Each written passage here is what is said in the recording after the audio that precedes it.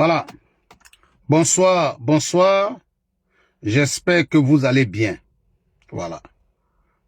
Chers frères et sœurs, c'est encore votre frère Zulu de Bogota. Je viens dans ce direct cet après-midi-là parce que je vois sur les réseaux sociaux des individus qui s'adonnent au courage de vouloir baser leur politique comme ils ont toujours fait. En voulant dire aujourd'hui que le général Chérif Ousmane est malade. Vous savez, chers frères et sœurs, je vous ai toujours dit, ceux-là, ils n'ont rien dans la tête. Parfois, les gens nous diront, non, faut pas, on va leur répondre. Non, on doit leur répondre. Parce que si on continue de ne pas leur répondre, ce n'est pas bon.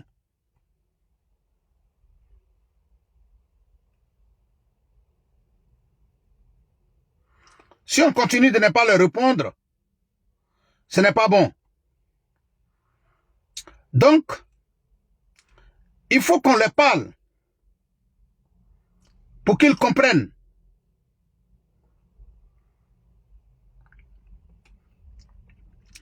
Parce que vous voyez, on l'a toujours dit, on le répète, matin, midi et soir. S'il y a des gens qui sont moins placés pour parler de personnes malades en Côte d'Ivoire, je pense que ça ne peut pas être l'opposition ivoirienne. Ça ne peut pas être l'opposition ivoirienne. Et surtout, je dis encore, et surtout, le GPS. Vous les voyez aujourd'hui en train de partager les photos que eux-mêmes, ils ont tenté de changer pour dire que le général Chérif Ousmane est malade. Salam alaikum à toi, mon très cher frère El Mouv Fofana. Ma très chère grande sœur, bon retour à toi. Massiami Diarasouba, j'espère que tu vas bien. Bon retour à toi, ma très chère grande sœur, j'espère que tu vas bien. Donc, chers frères et sœurs, il faudrait qu'on leur parle. J'aimerais ici dire à l'opposition ivoirienne, chers frères et sœurs, tout le monde peut parler de personnes malades dans la politique ivoirienne. Tout le monde peut parler de personnes malades, mais pas vous. Parce que, chers frères et sœurs, le président Henri Konan Bédié est décédé. Avant qu'on annonce la mort du président Henri Konan Bédié, là, avant que le président Henri Konan Bédié ne décède là, on sait pendant combien d'années, quand il devait s'asseoir là, comment il s'asseyait. On savait comment on l'attrapait, comment on l'aidait pour pouvoir se déplacer. Ça c'est un. Le président Laurent Gbagbo est vivant actuellement. On sait comment il marche. On sait comment il marche. Et pour arriver au dernier, celui dont les militants, depuis des années, utilisent toujours ce genre de système pour faire la politique en Côte d'Ivoire. Tel est mort, tel est malade, tel a été empoisonné, tel a été fait comme ça, tel a été fait comme ça. Mais je vais vous poser la question. Vous, soroïstes, Soro aujourd'hui qui a 50 ans, ça dit il a 50 ans, 52 ans. Vous avez menti ici pour dire qu'il ne se porte bien. Après, c'est vous qui êtes venu encore sur les vidéos des gens pour dire non, On ne doit pas faire la politique comme ça. On ne doit pas faire la politique comme ça. Chers frères et sœurs, je vais vous dire, parmi tous les hommes politiques en Côte d'Ivoire, s'il y a quelqu'un qui est malade, s'il y a vraiment un malade parmi les hommes politiques ivoiriens, c'est bel et bien Soro Diom. Ce n'est pas un débat. Oui. S'il y a un homme politique en Côte d'Ivoire malade, s'il y a un désespéré aujourd'hui dans la politique ivoirienne, s'il y a un affamé aujourd'hui dans la politique ivoirienne, s'il y a quelqu'un aujourd'hui qui n'est plus capable de nourrir sa propre famille, c'est bel et bien Soro Diom. S'il y a quelqu'un aujourd'hui qui pendant des années a continué de distribuer l'argent à ces cyberactivistes pour insulter les gens sur les réseaux sociaux, mais qui aujourd'hui n'a plus les moyens de sa propre politique, c'est bel et bien Soro Diom. S'il y a un désespéré aujourd'hui, s'il y a un affamé aujourd'hui, s'il y a quelqu'un qui aujourd'hui n'a pas le courage de se présenter, alors qu'hier, c'est lui qui s'est précipité pour aller faire les vidéos directes, mais qui aujourd'hui est contraint de s'arrêter seulement à partager ses anciennes photos, c'est bel et bien Soro Diom. Salam alaikum à toi, mon très cher frère. Suleiman Sanogo, mon cousin, comment tu vas? J'espère que tu vas bien. Donc ce n'est pas vous qui allez venir parler de la maladie de quelqu'un. S'il y a quelqu'un en Côte d'Ivoire qui a tenté pour la première fois d'empoisonner le colonel Chérif Ousmane, en réalité c'est bel et bien Soro Diom. S'il y a quelqu'un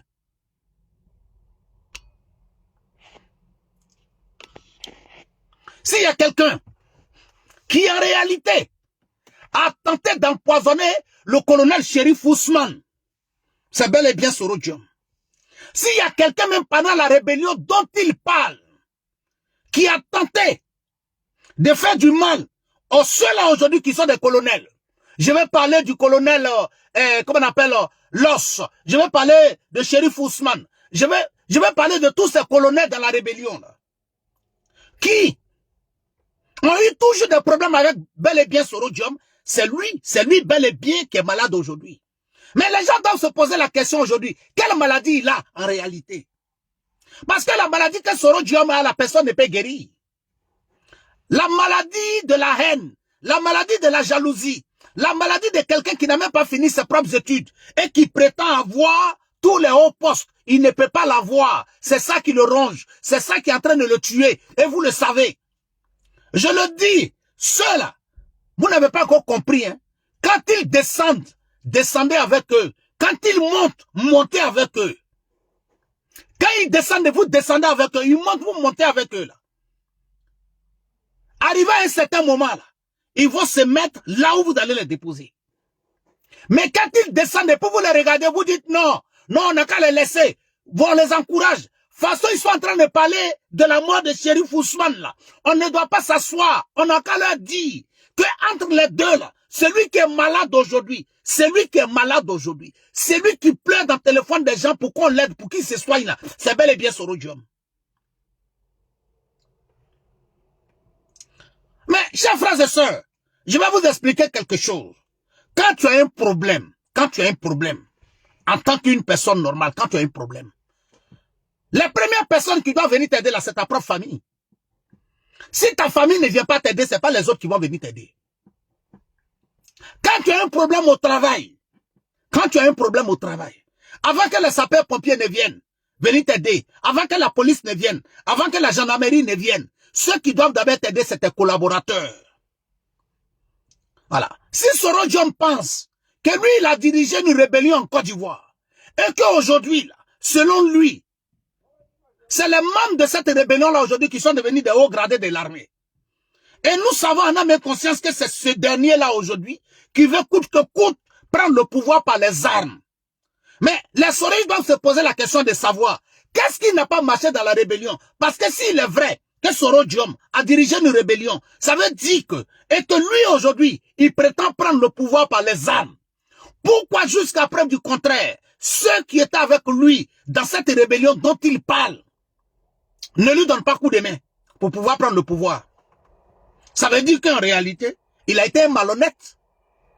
Ça veut dire en réalité qu'il a été un malhonnête. Chers frères soroïstes, vous ne pouvez pas berner le peuple ivoirien. Ce qui vous dérange aujourd'hui là, parce que jusqu'à preuve du contraire, au lieu de vous baser sur la vraie politique, vous avez cru qu'en mentant, en racontant les histoires, cela pouvait faire de Soro Diom le premier opposant au RHDP. Soro Diom ne sera pas un opposant considéré par le RHDP. Parce que politiquement, il ne vaut rien. Parce que politiquement, il ne vaut rien. Parce que politiquement, il ne vaut rien. Il faudrait que vous acceptez cela. Parce que politiquement, il ne vaut rien. Salam alaikum à toi, mon très cher frère Korola Kos, depuis ta position. Sous le Cissé, salut à toi. Ma très chère petite soeur Mati Diomandé, salut à toi depuis ta position. Ma grando, Adja Konate Doumia, salut à toi depuis ta position. Partagez le direct pour qu'on parle à ces animaux-là. Comme Chérif Ousmane est malade là, demandez à Soro Diom de venir le soigner. Voilà quelqu'un qui aujourd'hui est en train de mourir. Et vous n'avez pas le courage de le dire. Vous savez en âme et conscience. L'État de Côte d'Ivoire, moi je vous ai déjà dit ici, opposition ivoirienne. Vous savez, les gens aiment parler. L'État de Côte d'Ivoire là, nous on n'est pas pressé. Moi je vous ai déjà dit, RHDP là on n'est pas pressé. Au moment venu là, tous les petits blacros qui racontent les histoires sur les réseaux sociaux, vous serez tous arrêtés. Aujourd'hui les Soroïs sont en train de pleurer. Vous savez pourquoi en réalité ils s'attaquent à Chérif Ousmane? En réalité ils s'attaquent à Chérif Ousmane parce que dans ces 2 jours là, ma très chère grande sœur, je ne peux pas voir le message de ma grande sœur et puis je ne vais pas la saluer. Ma très chère grande sœur, Mabati Dosso, salut à toi depuis ta position. Voilà, même si je suis loin de toi, sache que pour te saluer, je m'assois. Voilà, faut te mettre ça dans la tête. Je suis ton petit frère adoré. Voilà. Magrano, salut à toi depuis ta position. Cheikh Natidjan, Diaby, salut à toi. Fofana Ibrahim, Keita Mohamed, partagez le direct pour que ça rentre dans les oreilles. Partagez le direct pour que ça rentre dans leurs oreilles. Il faudrait qu'ils comprennent quelque chose. Aujourd'hui, il y a, comment on appelle, Soumaro Kando. Et puis il y a l'âge Mamadou Traoré qui ont été arrêtés. Vous savez, je le dis haut et fort, chers militants, je vais vous dire quelque chose aujourd'hui. Mais certains cyberactivistes vont vous confirmer ce que je suis en train de vous dire. Vous savez, j'ai adoré quelque chose chez les cadres du RHDP. C'est-à-dire, les gens peuvent raconter ce qu'ils veulent. Les gens peuvent dire ce qu'ils veulent. Mais, vous voyez, ce n'est pas un secret. Il faudrait que je le dise. Une fois, en France ici, les militants et les cyberactivistes ont eu la chance de croiser un cadre du RHDP. Un haut cadre même du RHDP. Et on lui a posé certaines questions. Et c'est là que j'ai compris que le RHDP est un parti sérieux. C'est là que j'ai compris que quand tu vois un cadre du RHDP se comporter d'une certaine manière, ça veut dire qu'il n'est pas allé à la vraie école du président Ouattara. Sinon, le vrai cadre du RHDP qui allait à l'école du président Ouattara n'incitait jamais à la violence. Oui. Il n'incitait jamais à la violence. Il n'encourage jamais la division. Il travaille toujours pour la cohésion. On a croisé ce cadre du RHDP. Mais je suis en train de vous parler d'un cadre important. Quelqu'un qui, c'est-à-dire que quand il est à Abidjan, il ne peut pas passer une journée sans croiser le président. C'est pas possible. Et il y a certaines personnes qui lui ont posé la question, on a besoin de protection parce que les gens de l'opposition portent des plaintes contre les activistes, tout. Dans un parti comme le PPACI, dans un faux parti, on aurait pu nous encourager pour nous dire non, faites, racontez ce que vous voulez. Quand vous allez raconter là, s'ils portent plainte contre vous là, on va faire chose. Mais ce cadre-là nous a stoppés. À la surprise générale de tout le monde. Ce cadre-là a dit qu'il faudrait qu'on soit clair sur une chose. Le président Alassane Ouattara dirige tous les Ivoiriens.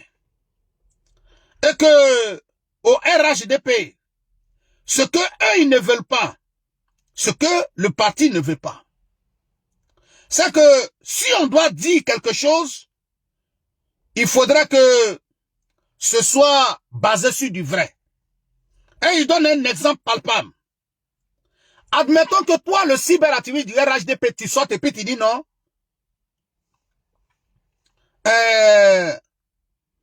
Excusez-moi, hein.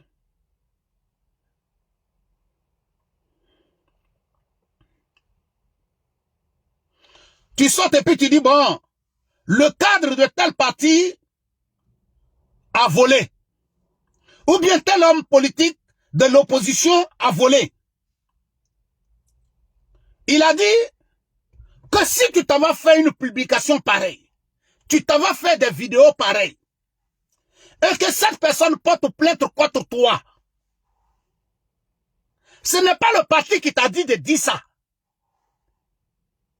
Donc si on t'envoie au tribunal pour ça, si on t'arrête pour ça, le parti ne peut pas te défendre.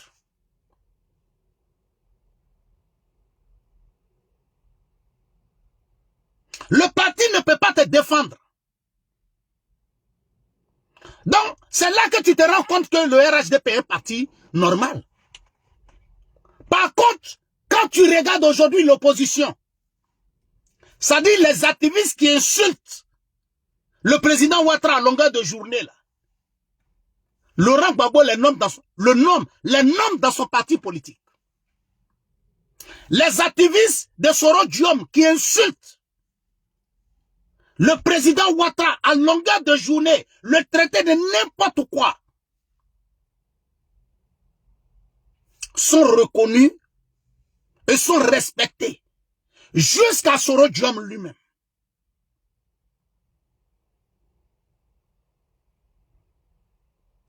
Donc, chers frères et sœurs, j'aimerais vous faire comprendre quelque chose. Vous savez, je vais vous dire quelque chose.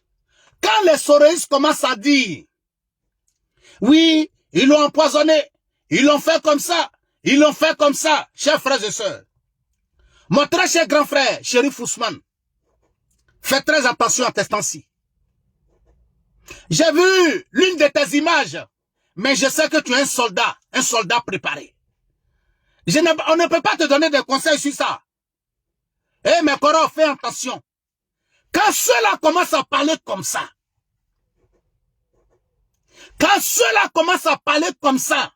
ça veut dire qu'en réalité, là, ils ont déjà mis en place un plan pour pouvoir t'atteindre. Donc fais attention. J'ai vu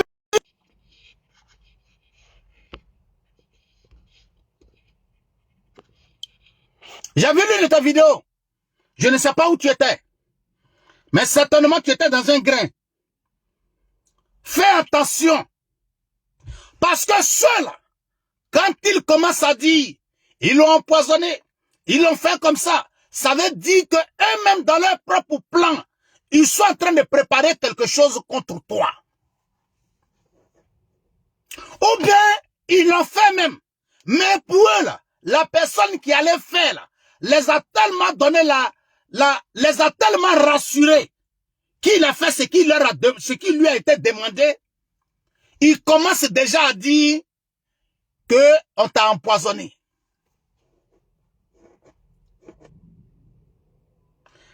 Donc, vous voyez, les gens comme les Alhadj Mamadou Traoré qui se retrouvent aujourd'hui et puis les soroïstes parlent.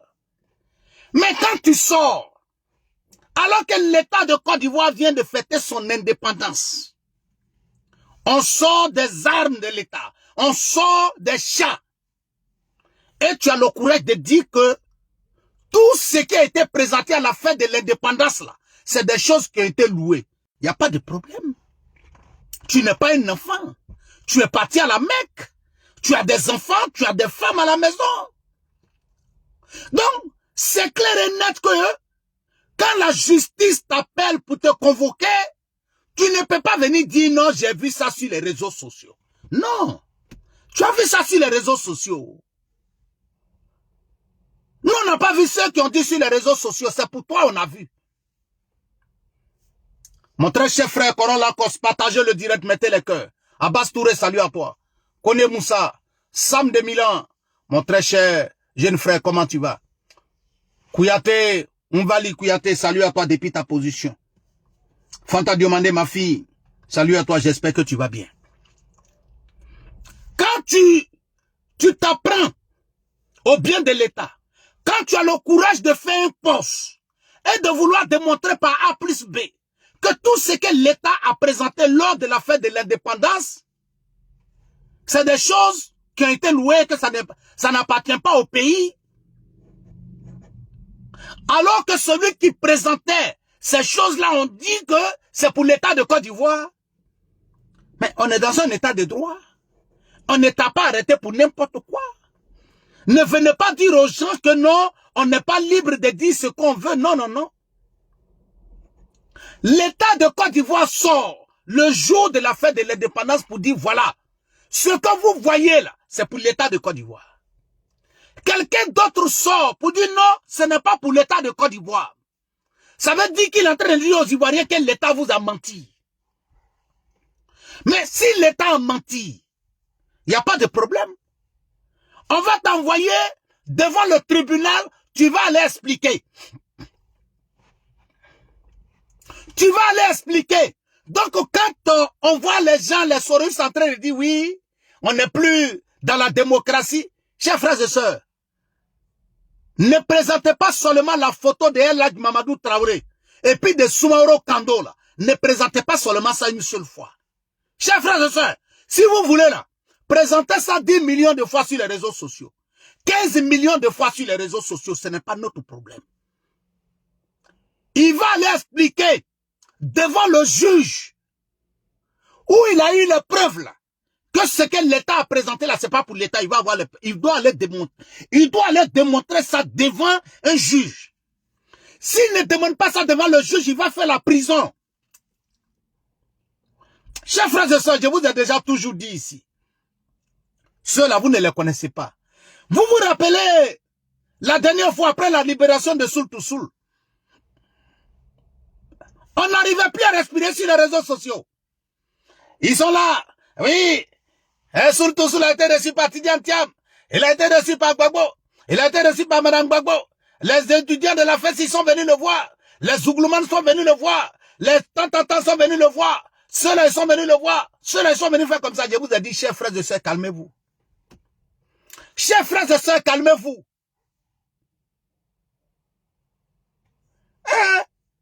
Chers frères et sœurs, calmez-vous.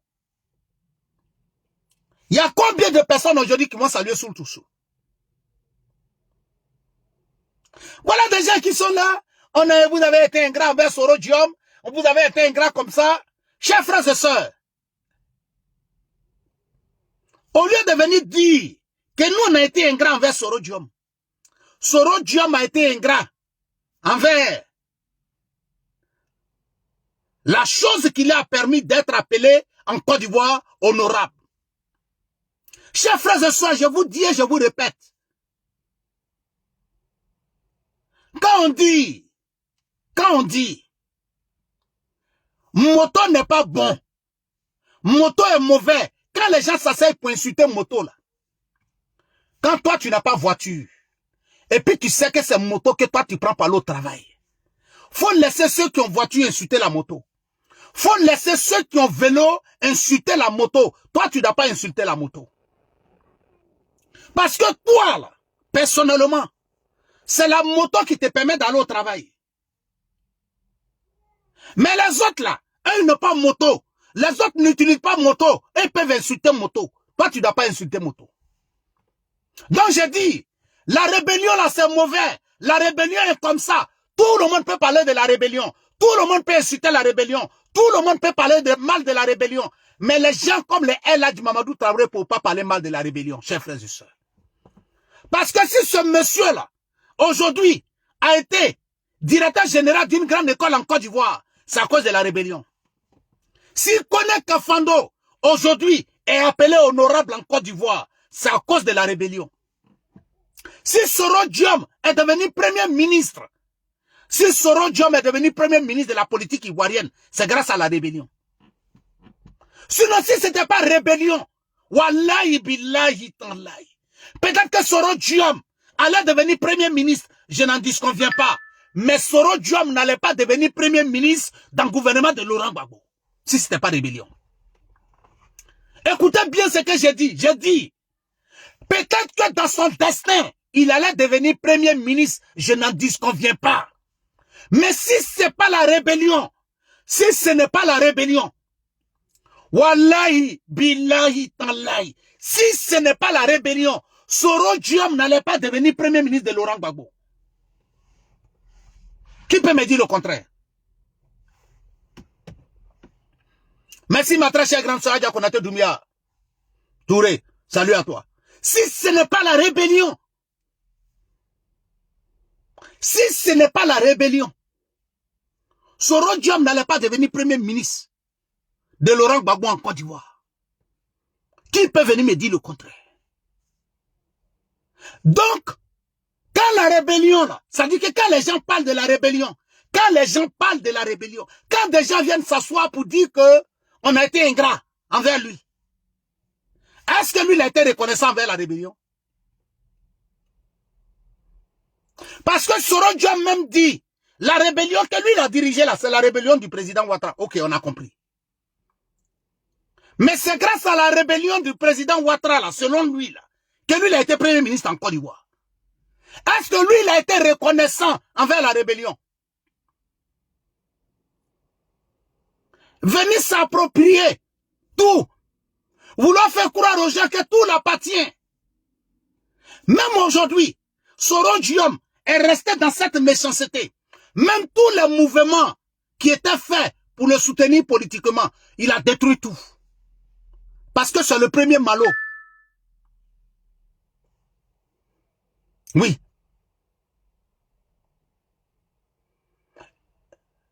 Hein? Je le dis aujourd'hui et je répète, chers frères et sœurs, quand je pense encore à ce jour-là, Ouibé, que son âme repose en paix, disait, aujourd'hui vous ne me croyez pas quand je vous dis que celui-là, c'est le diable qui est à côté de vous. Vous ne me croyez pas. Mais, sachez une chose, si vous pensez que moi, ma mort, va vous donner la tranquillité, c'est bel et bien le contraire. Parce que ce petit-là, ce diable-là, il sait que moi, de mon vivant,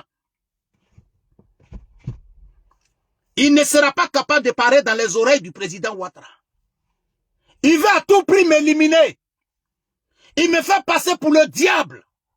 Mais parce que c'est ça, le monde d'aujourd'hui, c'est ça.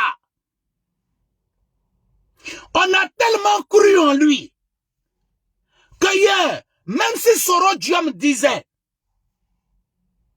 que lui là, il n'est pas bon, le président Ouattara allait le croire.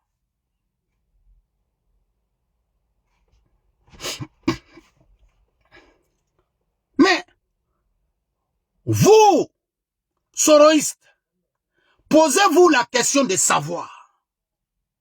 Laissons le fait qu'aujourd'hui, il n'est plus à côté du RHDP, tant. Mais il y a beaucoup de personnes qui ne sont pas du RHDP. Mais comment se fait-il aujourd'hui que Soro Diom? Parce qu'en réalité, la vraie personne aujourd'hui, dont quand on vous le présente, c'est seulement sa tête qu'on voit. C'est bel et bien Soro Diom. Celui qu'on peut vous présenter aujourd'hui en Côte d'Ivoire. Et puis quand vous le regardez, c'est la tête seulement que vous voyez, c'est qui? C'est bel et bien Soro Diom. Mais il faudrait que vous ayez le courage de venir expliquer aux Ivoiriens pourquoi ce grand silence de Soro Diom aujourd'hui dans la politique. Pourquoi ce grand silence? Vous devez venir expliquer ça aux Ivoiriens. Que de rester en train de dire oui, tel est malade, tel est en train de mourir, tel est en train de faire comme ça, tel est en train de faire comme ça. Mais la vraie personne aujourd'hui qui est en train de mourir, tout le monde le sait, c'est bel et bien Soro Diom. La vraie personne aujourd'hui qui est en train de mourir, c'est bel et bien Sorodium. Ça ne doit pas vous faire mal parce que vous annoncez la mort de quelqu'un d'autre. Ça ne doit pas vous faire mal. Parce que c'est ce que je dis aux militants du RHDP, chers frères et sœurs, je vais vous dire. Les histoires de débat que vous voulez forcément organiser, chacun a... Moi, je ne suis pas dedans. Hein. Moi, je ne suis pas dedans. Hein. Et puis, je profite pour vous dire ici. J'ai ma page TikTok. Je n'ai pas encore commencé à travailler dessus.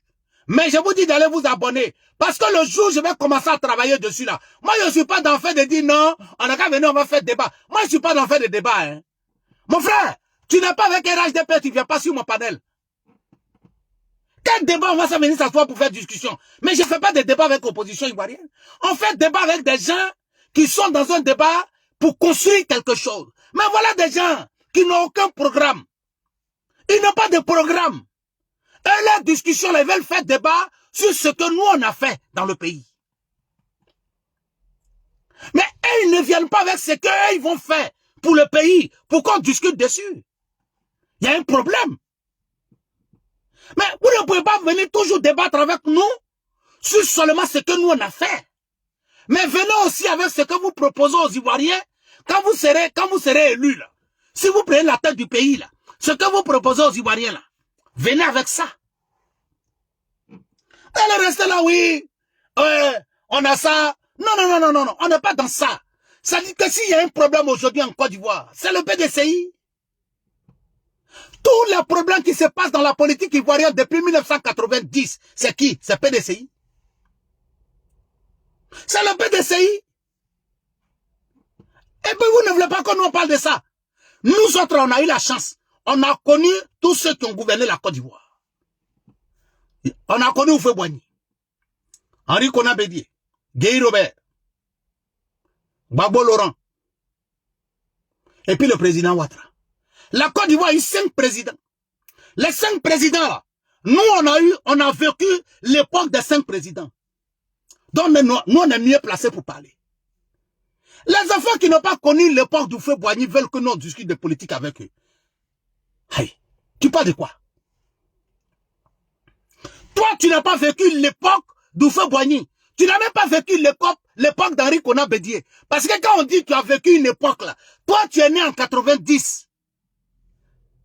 Ou bien tu es né en 95. Et puis toi tu vas venir parler de l'époque de Bédié avec moi. Pourquoi? Et toi tu veux parler de l'époque de Bédié avec moi? Mais laisse-moi parler avec les gens qui pouvaient manger seuls, qui étaient capables de s'asseoir sur une chaise et puis manger. Mais pas toi. Mais pas toi. Mais il faudrait qu'on ait le courage de se dire la vérité. De quoi est-ce que nous sommes en train de parler? Chers frères et sœurs, l'opposition ivoirienne n'a aucun programme pour la Côte d'Ivoire. L'opposition ivoirienne n'a aucun programme pour la Côte d'Ivoire, je le dis haut et fort. Militants du RHDP, je vous dis, armons-nous de force. Mais la première arme, faisons en sorte que notre voix en 2025 puisse compter. Il faudrait qu'on ait le courage d'aller se faire recenser pour aller voter. Quand l'enrôlement va arriver là, il faut aller te faire enrôler pour pouvoir voter. Les nouveaux votants là, vous devez voter. Voilà des gens qui sont là et ils planent dans les nuages. Ils n'ont rien à dire. Tout ce qu'ils savent faire, c'est de contester ce que les autres ont fait. Mais ce que vous-même vous proposez là, ou bien ce que vous-même vous avez fait là, venez nous dire. Il est facile de discuter sur le projet des autres. Il est facile de discuter sur le projet que nous on a fait. Mais quand le PDCI parle, tu as comme l'impression qu'ils n'ont jamais gouverné ce pays. Les nouveaux venus sur les réseaux sociaux. Et même ils ont le courage. Oui, aujourd'hui là, c'est bon. Parce que nous, on est venus sur les réseaux sociaux. Bonne arrivée, oh. Bonne arrivée. Mais c'est parce que le combat n'a pas encore commencé que vous croyez que vous êtes devenus des guerriers. Mais quand ça va commencer là, vous allez comprendre que vous n'êtes pas les guerriers. Oui. Quand ça va commencer, vous allez comprendre que vous n'êtes pas les guerriers. Vous êtes petits encore. On vous dit ça. Il n'y a même pas de débat dedans. Allez s'asseoir, raconter des âneries dans des groupes. en train de raconter des bêtises, des mensonges à longueur de journée. Mais vous n'avez rien compris. Mais vous allez comprendre. Ramatou Konaté, ma très chère petite soeur, j'espère que tu vas bien. Eric Bakayoko, salut à toi mon très cher frère. Partagez le direct au maximum, partagez. Ok, chers frères et sœurs, c'était votre frère, le Zoulou de Bogota depuis sa position. Merci et bonne soirée à vous, que Dieu veille sur vous et que Dieu vous protège. Merci.